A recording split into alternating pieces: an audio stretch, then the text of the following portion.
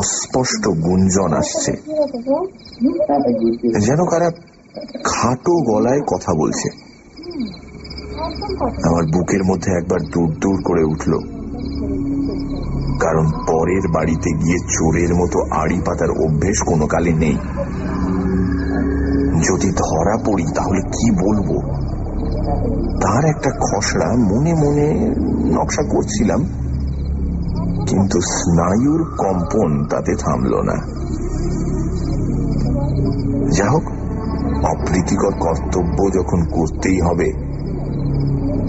তখন দ্বিধা করে লাভ নেই। বাড়ির সামনে এক ফালি খোলা বারান্দা, তারপরই বৈঠকখানা ঘর।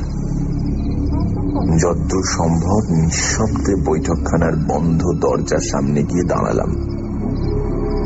একটু একটু হাওয়া দিচ্ছিল। ফাগুন